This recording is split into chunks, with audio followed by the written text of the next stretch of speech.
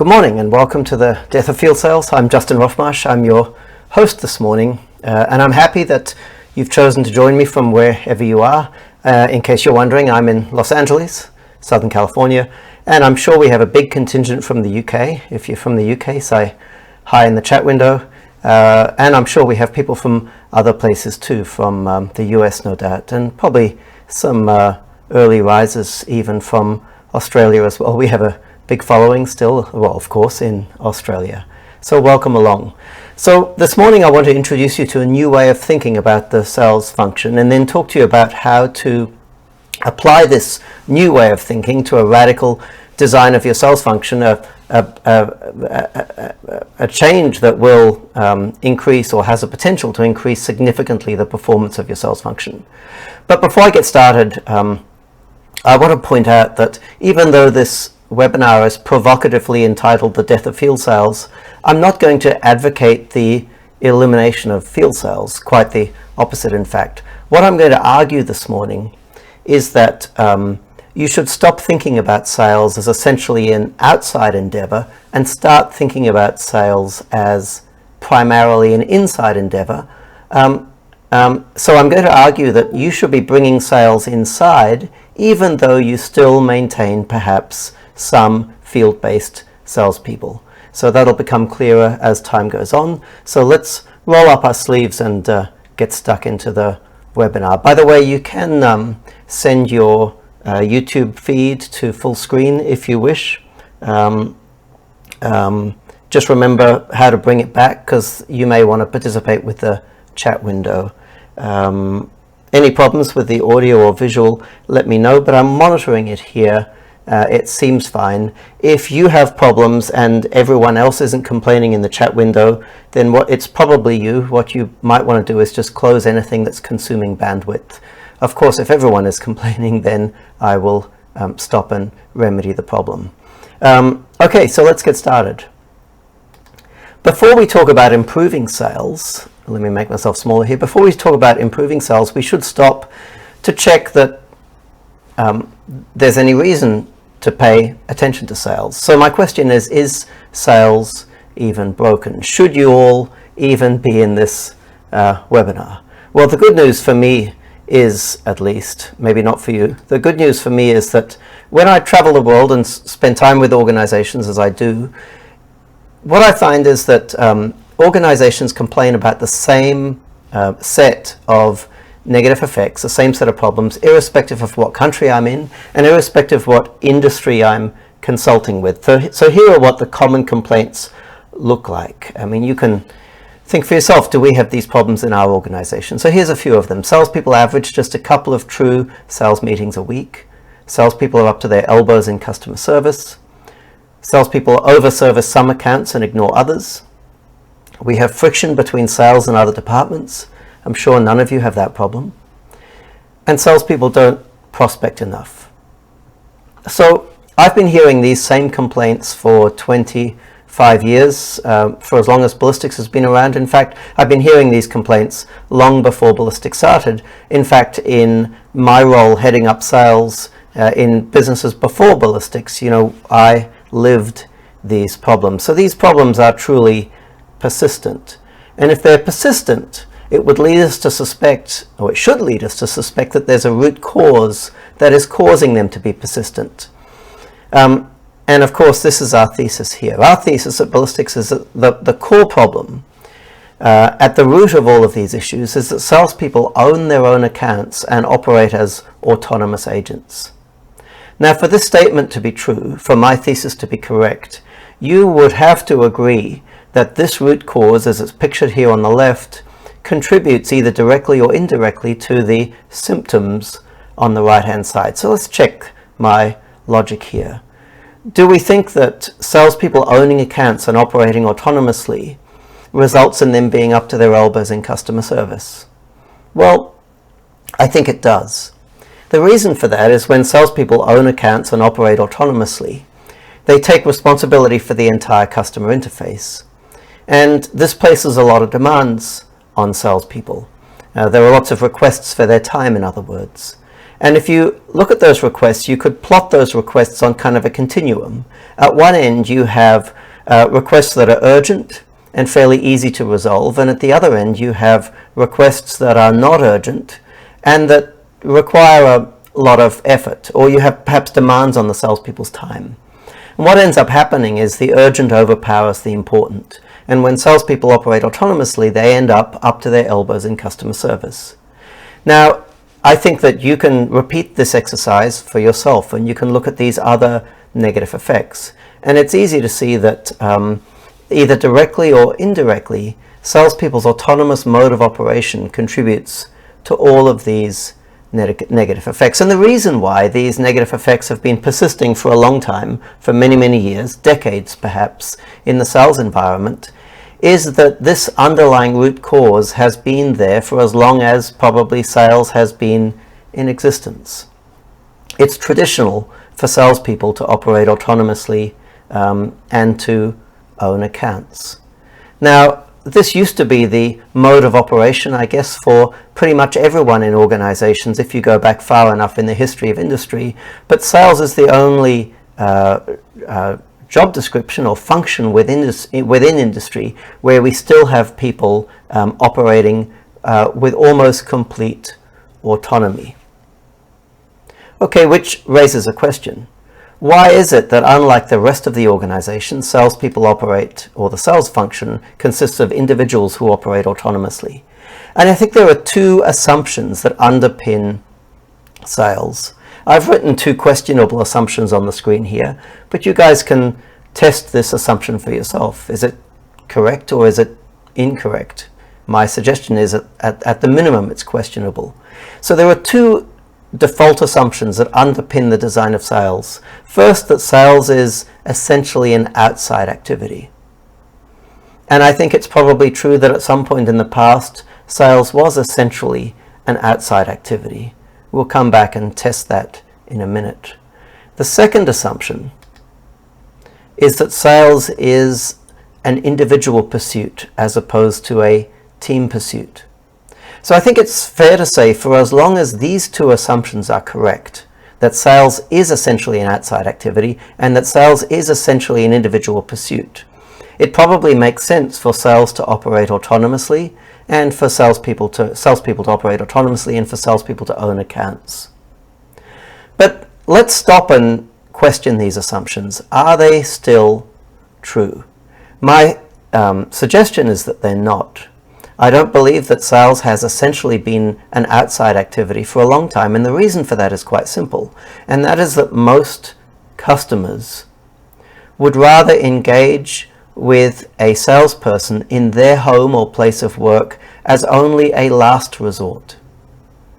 The days are long gone where if we were considering purchasing something, our very first step in the buying process would be to pick up the phone and request that an organization send a salesperson out to visit with us. I'm sure most of us on this webinar can remember when that was the reality, but that is simply not the reality anymore. You may wish that your customers still behaved like that, but I suspect that if you think about how you go about purchasing, it's pretty fair to say that you no longer pick up the phone and invite a salesperson to come visit with you as your first step in the purchasing process.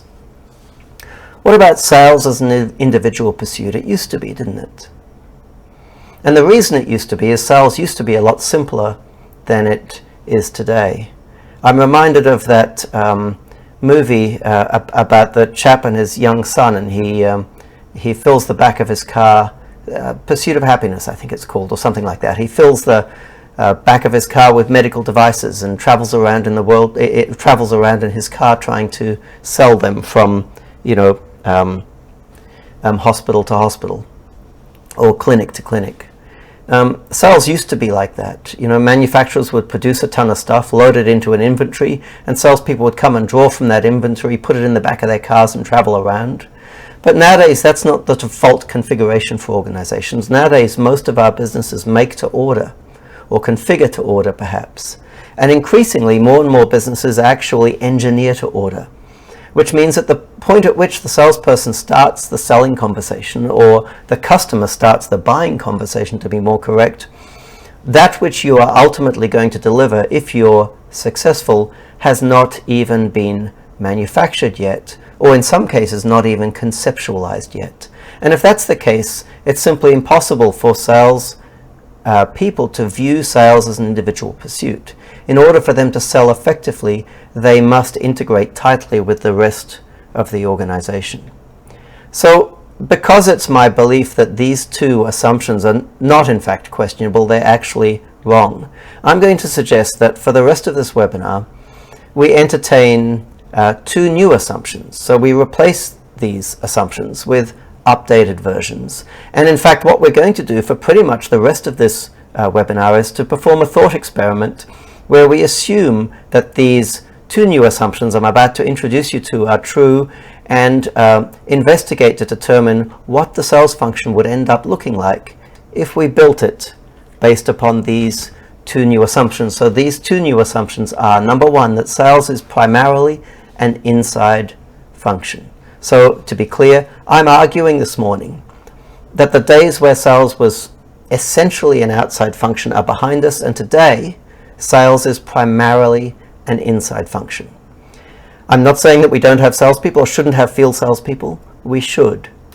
But even in those cases where organizations have large sales teams, today I think it's true in almost every case that the sales conversation starts inside, whether we like it or not, because that's simply how customers would prefer to purchase. So our first new assumption, or revised assumption, is that sales is essentially an inside function. And our second assumption is that sales today is essentially a team endeavor. And the reason for that is that most of us are not in environments where we're selling from stock. Most of us are in environments where we are selling products that don't yet exist, or perhaps products that haven't even been conceptualized. So what that means is there is no longer an inventory of products to buffer salespeople from the rest of the organization. The activities required to win a sale and to deliver effectively require the sales function and production and perhaps even engineering work together tightly, and we'll discuss that in more detail as time goes on. So, if you're comfortable to accept my two assumptions, that sales is essentially an inside endeavor and that sales is today a team sport, then what we're going to do from this point onwards is to perform a thought experiment. So the way this thought experiment is going to play out is that we're going to assume a new reality where these two assumptions are true. And the context is that we're going to assume that we are all 100 plus of us on this webinar, are going to 107 actually watching right now. It's fantastic to see. Thank you for joining us. We're going to assume that all 108 of us, including myself, are executives in a mid-size organization. So let's assume we're all executives in an organization that does about $10 million a year in sales, so a small to mid-size organization. And we're going to assume that we come to work one Monday morning and we discover that we no longer have a sales function, a customer service function, or a promotions function. And we're going to work through the process of figuring out how to survive. Now, we might pretend that, let's say that these three teams, sales, customer service, and promotions, went skiing on Friday. And on the way back, there was a terrible accident. The bus slid off the hill. No one's killed, thank goodness. This is a thought experiment, so we don't need to panic too much. No one's been killed. But those three functions are completely absent. So when we come to work on Monday morning and unlock the premises, the first thing that we're going to notice is that the phone is ringing off the hook. No one's answering it.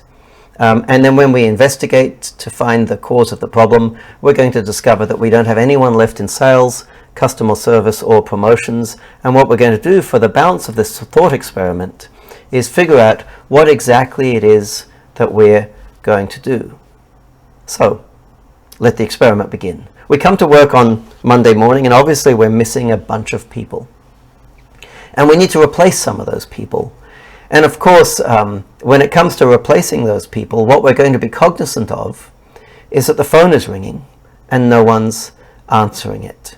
As business owners and senior executives, we're going to be more than aware of the consequence of this. And of course, the consequence is that for the most part, those telephone calls consist of people phoning, trying to give us money. And we're not answering the phone. So what's at stake here is not the growth of the organization. What's at stake is the continuance of the organization. This is an existential threat that we're facing right now. If we don't answer the phone and of course respond to emails and web chats and other form of communication, we will go out of business.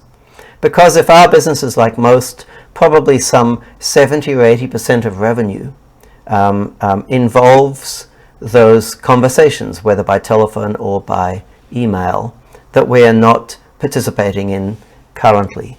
So we get our HR director and we say to our director of HR, look, we need you to find us some talent. We need some people to help out here. And your HR director goes off and does some recruiting. And we're going to assume a couple of things here. We're going to assume that your HR director can find us a new person every couple of weeks, but no more than that. In other words, we're going to add people at a rate less than optimal. I'm going to force that assumption on you. And number two, a more positive assumption, we're going to assume that everybody that we add is fit for purpose. In other words, they're capable of performing whatever function we invite them to perform. So let's think about who we're going to add and what role we're going to put each of those people in. So I'm sure you're all thinking, well, the first person we're going to add is a field salesperson.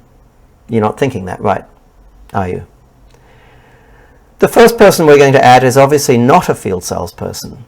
The first person that we're going to have our HR director recruit is a customer service representative, not a salesperson. And the reason we're going to add a customer service representative is that we need somebody to attend to all of those inbound telephone calls and emails. Because remember, those telephone calls and emails either contain or are necessary for about 70% of our current revenue. If we don't attend to those, or if we don't participate in those conversations, we will surely go broke. So the first person we add is a customer service representative. And we have this person process orders as they come in, generate quotes, RFQ stands for request for quote, and resolve issues. And you can see here that the second person we've added to, I'm suggesting, is also a customer service representative. So what we're starting to do here is build a team of CSRs, customer service reps. And these CSRs are looking after all of the transactional conversations that are necessary to keep our organization alive. And additionally, they are processing orders, generating quotes, and resolving issues. What we will do is we will have this team, no doubt, triage all of our inbound traffic. So if we have someone on reception, we will take that person off reception and put them into the customer service team too. And this team will intercept all inbound traffic, generate orders, process orders, generate quotes, and resolve issues. And we're going to keep building this team out, obviously, until we are answering all of the inbound phone calls and responding to all of the inbound emails. So if our organization, fictitious organization, does about $10 million a year, then we will end up, I would expect, with about 6 customer service representatives. I'm not going to map them here on the screen today because they'll take up the screen, but I would imagine we would end up with a team of about 6. And we would probably end up splitting the team between frontline generalists and first-tier generalists and second-tier specialists. We may well have an estimator in our second-tier team, but that's a little bit too detailed for now. Let's assume we continue recruiting CSRs until we have a team of about 6, and until the point where we are processing all inbound orders, responding to all requests for quotes, and resolving all issues as they come in. My question is, obviously this is a good thing, my question is, well, who do we employ next? And I want you to remember, we did not start this exercise by employing salespeople. We started this exercise by employing CSRs. Who do we employ next? Well, at this point, once we have a full contingent of CSRs, I think we can employ a salesperson. Now, I guess I'm jumping the gun here. I'm assuming that we put this salesperson inside. There's probably, as you can see from the person's position relative to the blue line on the screen there's an argument that you could put that person outside. So let's examine that argument. Why would we put a person outside, a new salesperson? I guess the argument is they'd be more effective outside. Well, why would they be more effective outside? The reason they'd be more effective outside is because when they're having selling conversations, they're looking face to face, or they're sitting face to face with prospects, looking them in the eye. And you would assume that a salesperson is more effective in this context, in this configuration. Now, the interesting thing is we don't even have to argue the effectiveness question, because what we need to recognize is if a salesperson is field-based, the fact that they're in the field driving around places an enormous tax on their productivity. A field person will struggle to have 4 face-to-face meetings a day, whereas an inside salesperson in a properly designed environment can easily have 30 meaningful selling conversations a day. So we're talking a little more than an order of magnitude increase in productivity. In other words, if we put this person here in the field, they will be 1/10 as productive as they would be inside. So when it comes to determining where we put our very first salesperson, the question we have to consider is, do we believe they will be 10 times more productive if we put them out here in the field? And even though there's a case that the salesperson could be more productive in the field, I have never met anybody, I've never met a single salesperson or sales manager who argues that a salesperson will be 10 times more productive when they are in the field. Now, there might be some environments where that's the case. If you're selling nuclear submarines to the Navy, that may be the case for you, but in most cases it's simply not. So if you cannot honestly agree with yourself that a salesperson will be more productive in the field, I think we're going to have to assume that our first salesperson is inside. So we've just added our first salesperson, but they're an inside salesperson. And of course, for the salesperson to be productive, they need to be selling. Now let me say that again. For this person to be productive, they need to be selling. That sounds obvious, right? But most salespeople are not selling most of the time. Most salespeople are doing things other than selling most of the time. 90% or approximately 90% of a salesperson's time is spent performing customer service tasks, doing admin, and prospecting. None of which I would like to characterize as selling. The activity I would like to characterize as selling is simply engaging in meaningful selling conversations. And I've never met a single business owner, salesperson, or director of sales who objects to that. Everybody in and around sales would prefer it if salespeople spent 100% of their time actually selling. In other words, engaged in meaningful selling conversations. So I'm going to suggest that if we add salespeople, we approach the addition of salespeople the same as we do the addition of anyone else in the organization. And if we employ somebody to sell, we design their environment such that they simply sell. Same as if we employ let's say a guillotine operator in our plant, we would design the plant environment such that our guillotine operator did nothing other than operate the guillotine. Now the good news is we've already added a customer service team down here. So we know that our salesperson is not going to be involved in customer service. I think that we should insist right up front that upstream from our salesperson we have a queue of sales opportunities so that the salesperson doesn't have to prospect either. If they have to do a little bit of admin, that's fine. We can give them a headset. They can type in CRM as they are talking on the telephone, and because they're inside, the performance of admin, of a certain amount of admin, we get for free. There's no incremental cost associated with it. So where do these sales opportunities come from? The good news is if we're a $10 million business and 70% of our revenue is run rate business, then as we discussed previously, that 70% is being handled by our customer service team here, meaning that the salesperson has no involvement in it. And because we added our inside salesperson after we built our customer service team has already gotten into the habit of processing all repeat transactions, generating all quotes, and resolving all issues, so that our salesperson no longer needs to be distracted by these issues. In fact, there's no way we're going to give our salesperson access, a login to the ERP. We don't want them to have any involvement with these issues. We want them to sell. And because we're a $10 million business, that's our starting assumption, we can assume that our customer service team stumbles across enough sales opportunities each day which they escalate to the inside salesperson to keep an inside salesperson busy.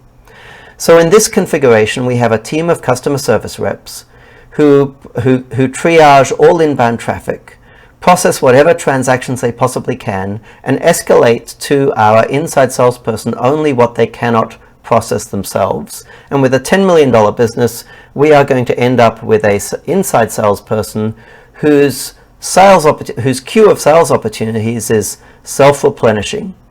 And as a consequence, the salesperson is going to be busy and they are going to be productive.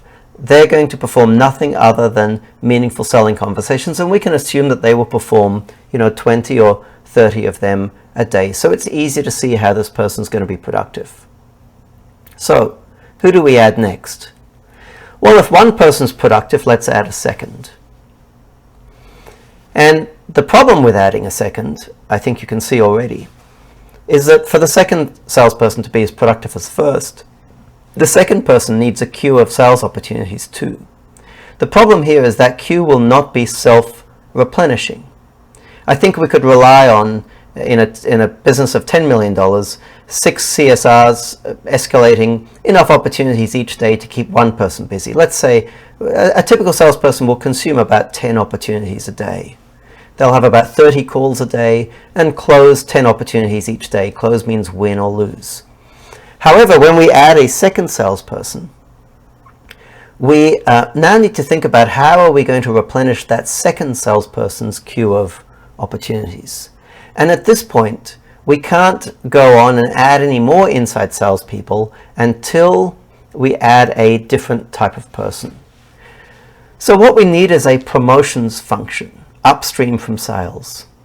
And I'm using the term promotions rather than marketing, because the term marketing is very confusing because it means so much. It means way too much. I mean, marketing refers to the 4 Ps, if you've ever studied: product, place, price, and promotion. And that covers a huge amount of territory. In the context of sales, what we should be concerning ourselves with is promotion. And promotion means promotion refers to the activities we perform in order to generate sales opportunities. So the person who I suggest we put in charge of promotion is going to be called a campaign coordinator. The campaign coordinator is a person who is maybe notionally a part of the marketing team, but who is on permanent loan to sales. So in most organizations, we think of marketing as consisting of 2 components. We have marcoms, or marketing communications, building and maintaining your website, updating product brochures, and so on. And then we have promotions. And we take the person responsible for promotions and we make them part of the sales function. And this person's responsibility, our campaign coordinator, is nothing more and nothing less than replenishing these 2 queues of sales opportunities downstream from them, so that our 2 salespeople can both be busy all day, every day, which means that each of those inside salespeople will have 30 meaningful selling conversations a day, 5 days a week, week in, week out. So you can see the campaign coordinator role is pretty important. This person needs to generate, at this point, about 20 new opportunities a day to replenish those queues as salespeople consume them. They're kind of like a fireman in an old-fashioned steam locomotive shoveling coal into the burner. Now, where do those opportunities come from? Now, it's fashionable nowadays to conclude that those opportunities come from inbound marketing. But I've got to say, there's nothing wrong with inbound marketing. In fact, we're almost 100% dependent, well, we're 100% dependent upon inbound marketing here at Ballistics. But the reality is, whether you like it or not, for most organizations, it is not possible or practical to scale inbound marketing to the point where you can keep your sales team busy. So you need a sensible mix of inbound and outbound. And most organizations that we work with are lucky to get 5 or 10% of their sales opportunities from inbound, at least if they want to keep their sales team fully utilized. If you're happy for your sales team to be idle, sure, you can boast that you get 90% of your opportunities from inbound. But if you have a team of 2 salespeople here and you need to generate 20 opportunities a day to keep just 2 salespeople busy, I think it's going to be obvious to most of you that you need to supplement inbound with outbound. So we're going to assume in this scenario that we meaning the management team, all of us on this webinar here, are going to come up with propositions that we believe are going to be appealing to the marketplace, and we're going to have our campaign coordinator send pre-approach emails to small batches of prospects each day, about 20 prospects a day, and we're going to then have our campaign coordinator push opportunities to those inside salespeople so they can follow up on those pre-approach emails. So we are introducing outbound into the mix. Now, to assist with that initiative, the campaign coordinator has a research analyst who is doing the list compilation that's inevitably required to power that initiative. So to run these campaigns, we need 2 things. We need the proposition itself packaged up in a pre-approach email. In other words, what are we selling? To whom are we selling it? What's the initial proposition? What's the ultimate proposition? All of that needs to be encapsulated into a pre-approach email. But then in addition to that, we need a research analyst to help with the preparation of the lists to whom those emails are going to be sent. By the way, when we're talking about promotions, my assumption is that nobody in the promotions department ever picks up the phone and talks to the prospect. The only person who ever talks to your prospect is the inside salespeople. We do not want people who are not inside salespeople talking to prospects, so no business development reps. So if we have any technology people listening, you'll know what I mean when I say that. Okay, so we now have a promotions machine. I haven't dug into it in a lot of detail, but there's a lot more detail in the book and on the short course, so go read it if you're not familiar with that. We now have a small dynamic inside sales team. We have 2 inside salespeople having 30 selling conversations a day, and we have a promotions function replenishing those queues so that we can be comfortable that those 30 selling conversations are occurring day in, day out. Now remember, this is a $10 million business. I've got to say that's more sales activity than we see in most $10 million businesses that we would consult to, in spite of the fact that a typical $10 million business would have 5 field salespeople. We have 2 inside people who cost fractionally less than outside people, fully loaded cost, no expense accounts, for example. But they're performing probably, 7 or 8 times the volume of activity that we would normally expect of 5 field salespeople. So the economics of this model are starting to look exciting. But what happens, I hear you asking, if we have a requirement for a field activity? Let's assume that our inside salespeople are being pushed opportunities by promotions and they're prosecuting those opportunities, and on occasion it's necessary for a field activity to occur in order for the deal to be won. Now it would be tempting to say, well, at this point we need to add a field salesperson. But I don't want to jump straight to that conclusion. What I'd rather that we do is to stop and think about the nature of those field visit requests, I'm going to call them. If we have a team of inside salespeople prosecuting sales opportunities, is it likely that people are saying to our inside salespeople, look, I don't want you to talk to you anymore, send me someone else to come visit with me? Or is it more likely that prospects are saying, look, I'm happy to buy from you if you can solve this problem for me, and in order to solve this problem or answer this question, somebody has to visit with me in the field. For example, it might be that they need a demo. It might be that they need somebody to come and run a training session for users. It might be that they need somebody to come and walk through their plant and do a site visit, perhaps take some measurements, perhaps develop a better understanding of what exactly the problem is. I think that if you have capable inside salespeople, in other words, not telemarketers, but capable inside salespeople, what you're likely to find is that on most occasions, when there's a requirement for a field representative to visit, it's less likely that the nature of those visits are selling conversations and more likely that those visits are technical in nature. In other words, a person needs to visit to do a demonstration, to do some requirement discovery, or perhaps to do some training. And if that's the case, we don't have to jump straight to adding a field salesperson. We could add what I like to call a field specialist. A field specialist is a generalist. In other words, think of a GP in a medical context. A GP is a specialist generalist. They specialize in being a generalist. A GP meets with lots of patients with all sorts of different ailments, and they have the ability to kind of analyze across a broad spectrum of medical problems and direct this person to the appropriate specialist. Your field specialist is kind of the same, a specialist generalist. Their job is to perform whatever activities need to be performed in the field. So in some cases, those activities may skew towards sales. Do a presentation to our Parents and Teachers Association if we're selling to a school, for example. And in most other occasions, those activities are likely to skew towards technical. In other words, come and do a demonstration or come and do a plant walkthrough as part of requirement discovery. But what we're doing here is we're making it a specialty to work in the field.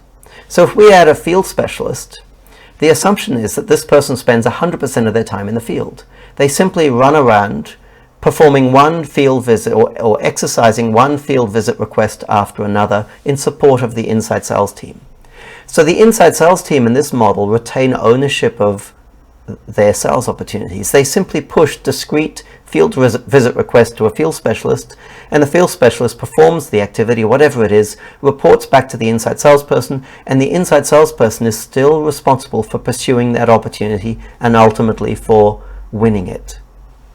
For most organizations, almost all organizations that we work with, this is a much more effective way, a much more efficient way of performing the necessary field activity than having dedicated field salespeople in the field. Because if you think about it, when your sales team, even your existing salespeople, prosecute a typical opportunity today, they spend most of their time inside. I would venture a guess it doesn't really matter what industry you're in, unless you're selling door-to-door like a Snap-on Tools rep.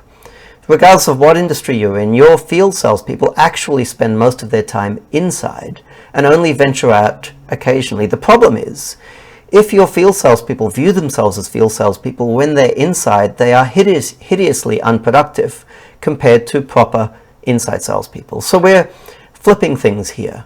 We're saying our core sales team is going to be an inside team. They will spend all their time inside, and if there's a discrete activity required in the field, they push it to a field specialist. And a field specialist is generally a person who is a little more technical.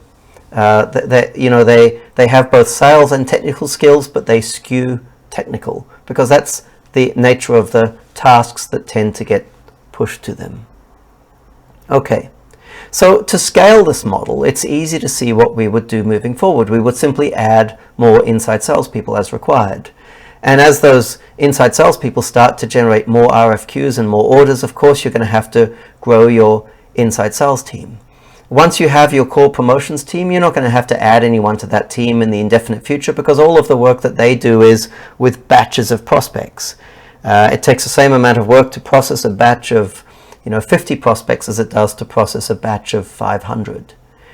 What you will scale, however, is your inside sales team and then your customer service team. And of course, as your requirement for field visits increases, you can add field specialists. So it's perhaps more complex to build this model in the first instance, but once you have it built and operational, it's extremely easy and economical to scale. By the way, if you have questions, go ahead and enter them in the chat.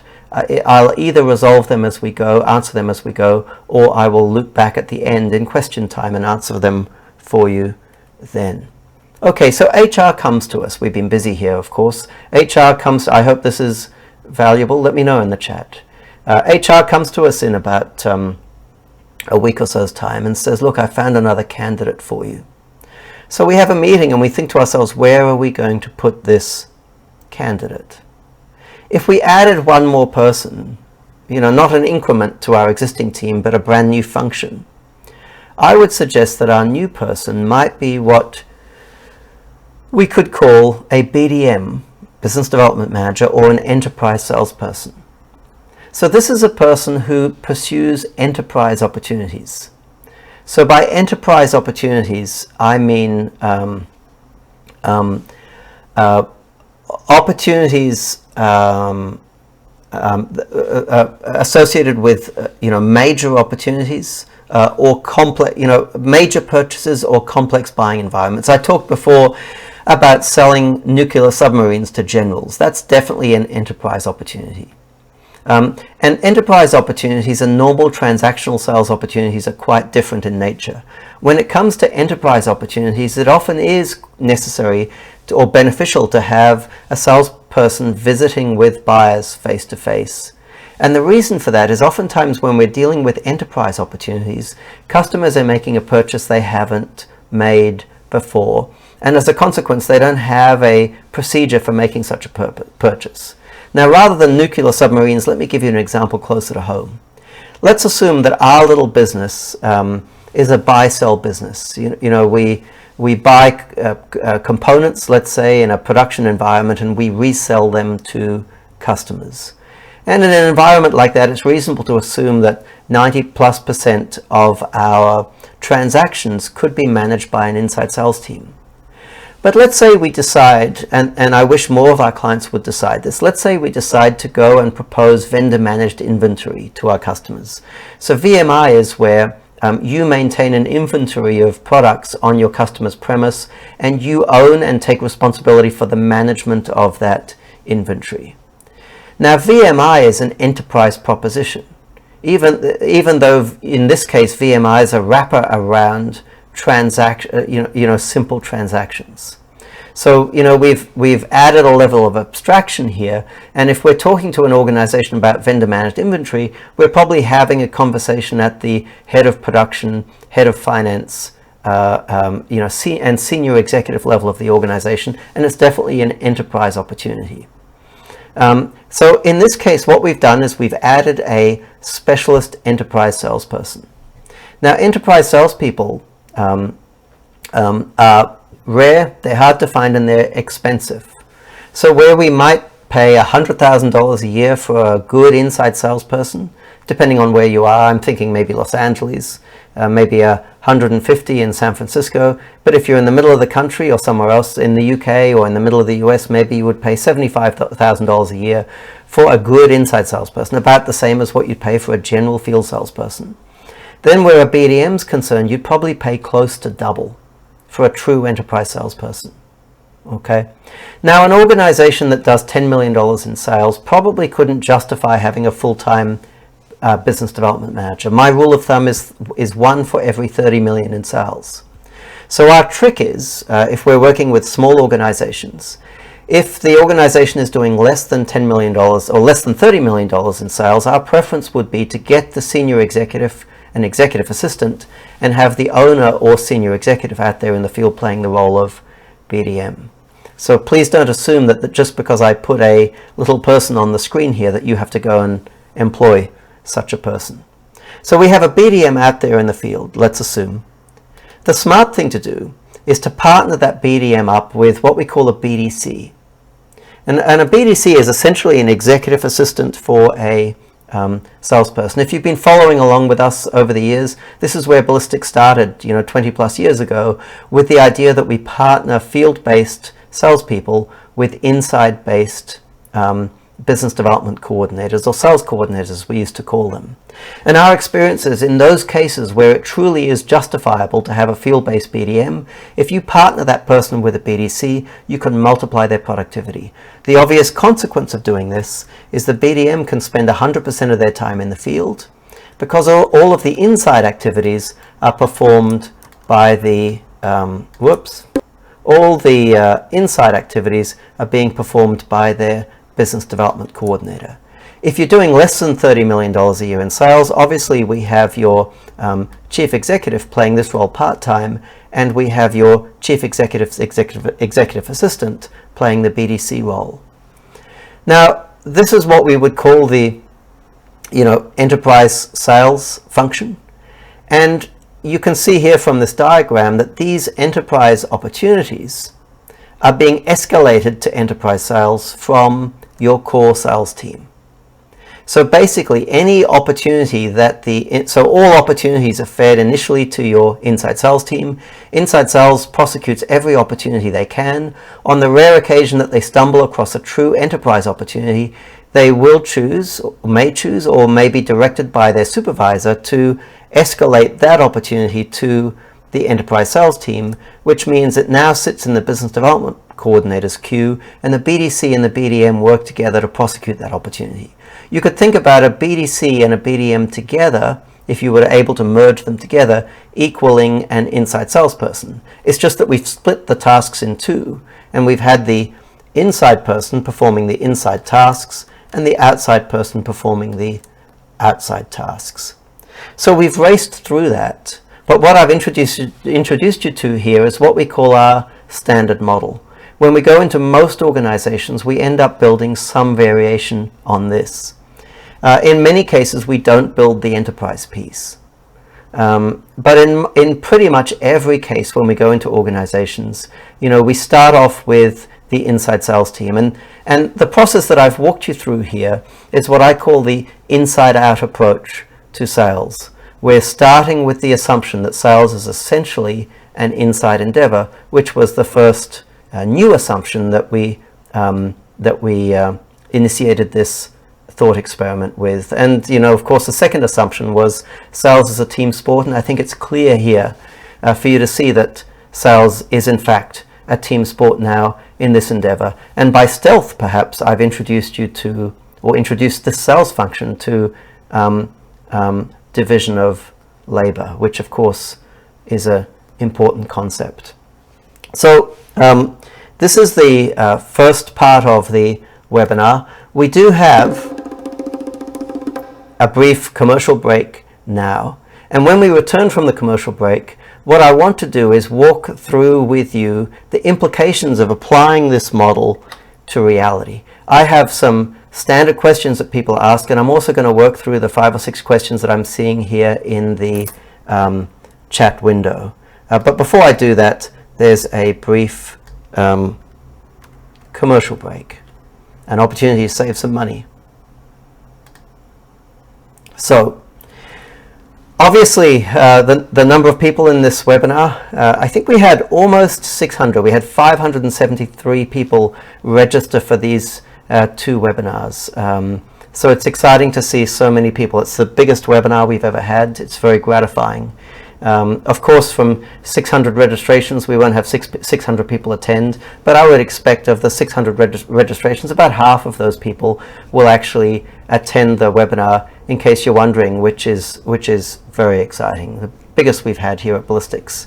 And probably an indication of the success of our TV advertising. If you haven't seen us on TV, then you can ask me about it, because it's working very well for us and we're very excited about it.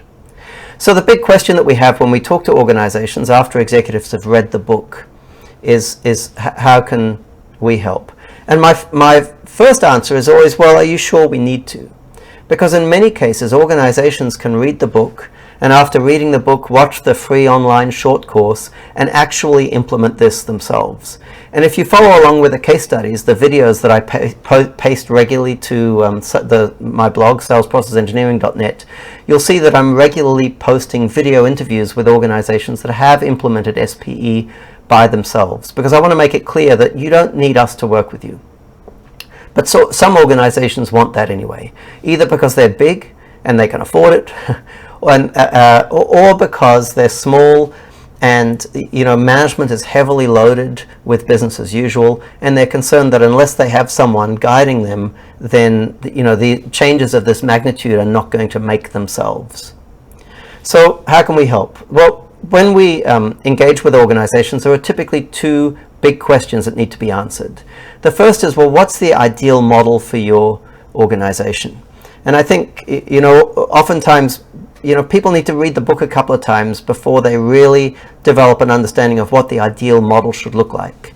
We've worked with a lot of organizations that have done it themselves, and they've actually experimented with a few models. In other words, a few different designs for the sales function before they arrived at the model that works perfectly for them. So it'd be nice if you could answer that question up front before you start. And the second question is, how do we get buy-in? Oftentimes we're approached by a senior executive who has read the book and fallen in love with this direction. But of course it's difficult to get the rest of the senior team to buy in. And the challenge is, if you've read the book, it's easy for you to be viewed by the rest of the organization as a zealot and discounted accordingly, kind of like a family member who discovers Amway. So they're the two big problems, and our solution to those two big problems is for us to come in, or for me, to come run a workshop with you and your senior team where we address those two problems. We call it a solution design workshop. I run them in 5 countries currently: US and Canada, the UK, and Australia and New Zealand, and I do get dragged into the rest of Europe on occasion as well. Only in those 5 countries, or 5.5 countries, I'm afraid, nowhere else. So I run these workshops. They're 2-day workshops. We put the senior team in a room, and we work through a fairly carefully choreographed process to design a model that makes sense for your organization, and more importantly, to design a transition plan. And we get really granular. We map workflows, we figure out who exactly is going to take responsibility for what roles, we figure out metrics, how we're going to measure and manage effectively, and so on and so on. And we prepare a pretty detailed blueprint and present it back to organizations in a 2-hour formal presentation of findings meeting. So you get those 2 questions answered. You get a detailed blueprint for your ultimate model, and you tend to get buy-in from the senior team, because rather than having a CEO zealot pushing it on them, there's been a third party who's facilitated them through the process of designing it for themselves. It works really well, as you can imagine. Now, there's a couple of incentives for you to request an overview of a solution design workshop now, and that's what I would like you to do. Number one, there's the opportunity to save some money. If you request a solution design workshop overview now, there are a couple of options, and if you choose one of those options, it's actually the option most organizations choose, you can save $5,100. So there's an opportunity there to discount the $13,500 fee down to $8,400. Which is a great opportunity. But I'm not going to push that too hard. The other reason why, to be frank, is that when it comes to running these workshops, I'm the constraint, obviously, and I'm really heavily booked. The whole of the first quarter is booked out already. Charlene is booking workshops into the second quarter, and I suspect, I'm going to be filled up with solution design workshops right to the end of the year, probably before we get halfway through the year. So if you're interested in running a workshop, a good reason to request one is that I have limited capacity and it's all going to be sold. The question I get asked is, well, why don't you add another one of you? And the reason we're not in too much of a hurry to do that is, of course, that in our organization, the real constraint is our consulting team. And there's a limit to the rate at which we can build that team anyway. So adding another one of me just kicks the can down the road for us. So if you're interested in us sending, or in Charlene sending you an overview of what we call the Solution Design Workshop, simply go ahead and click on the link that I just pasted in the chat window. It'll take you to a form, complete that form and hit submit, and Charlene will send you an overview of the Solution Design Workshop.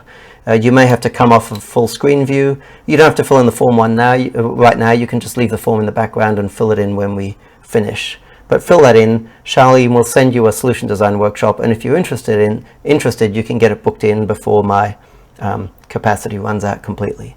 Okay. Back to the show.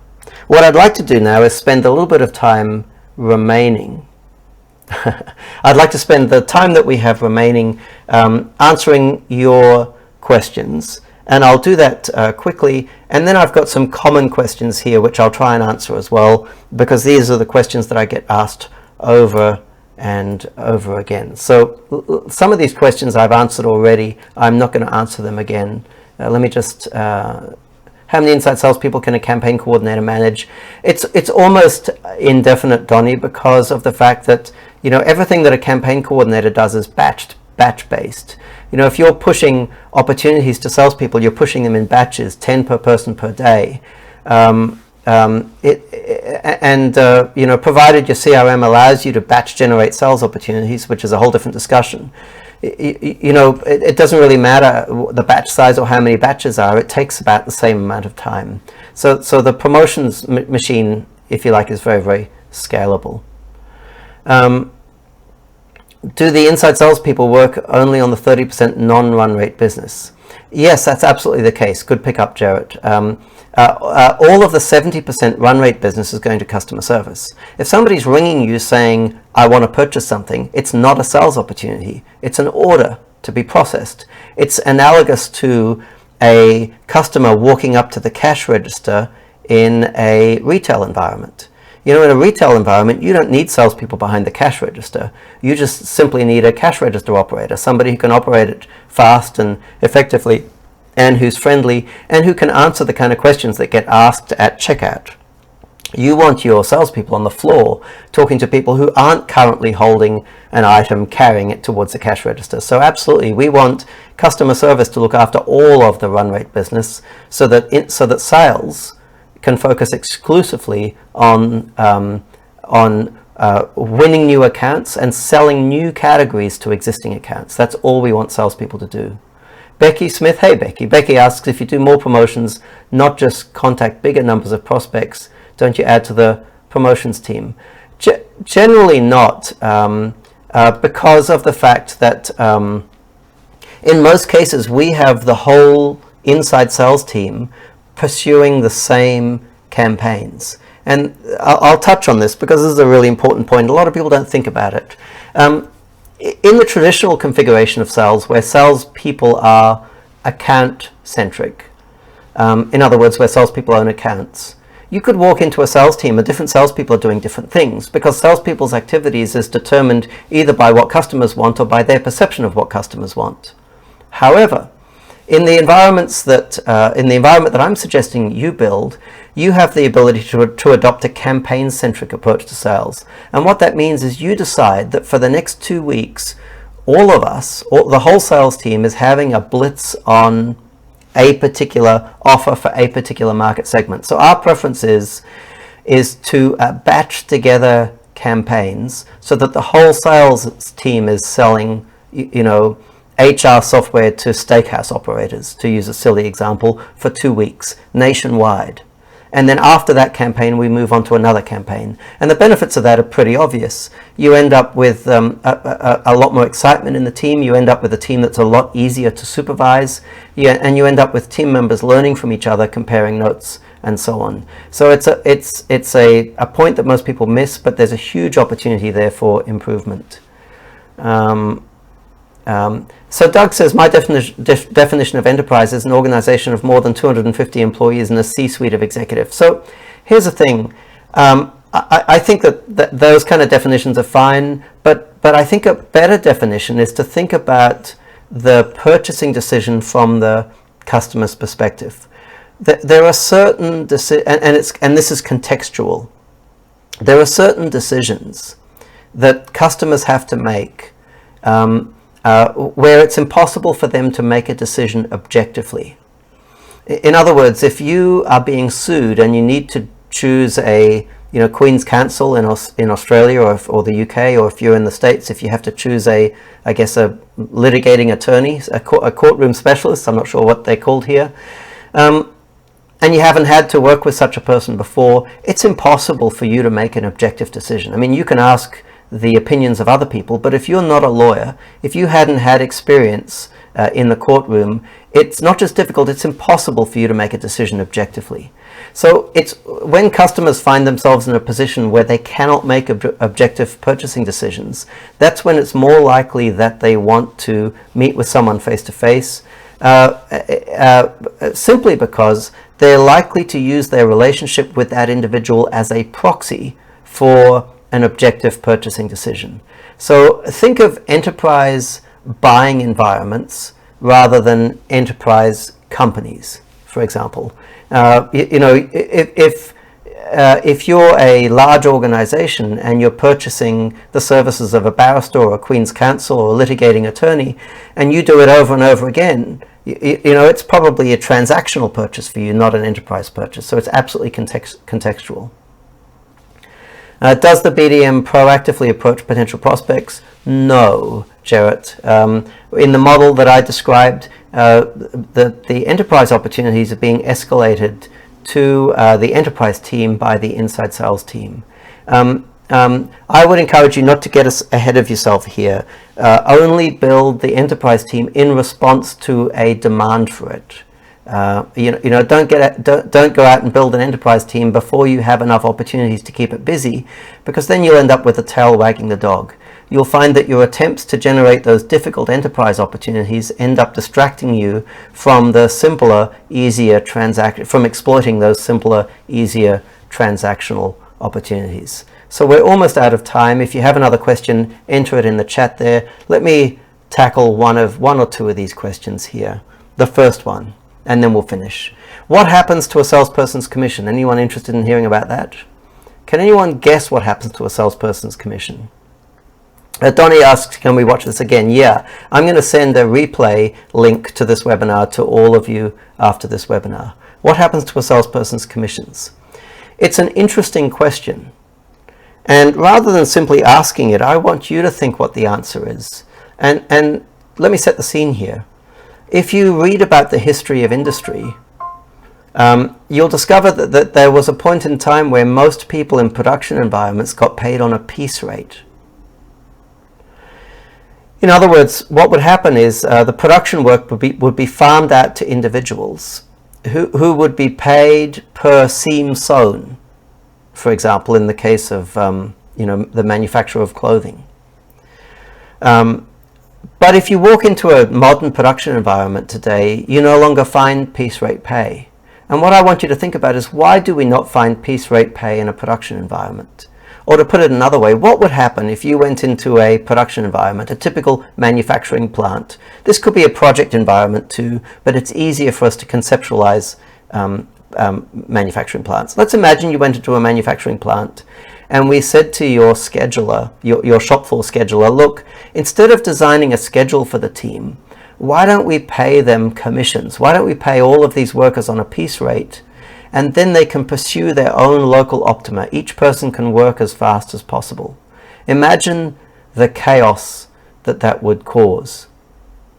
The key point here is that when we apply division of labor, the very first responsibility that we have to centralize is the scheduling of work for the team. We have to. Now, of course, paying people on a piece rate competes with scheduling. So the interesting conclusion is we don't have a choice here.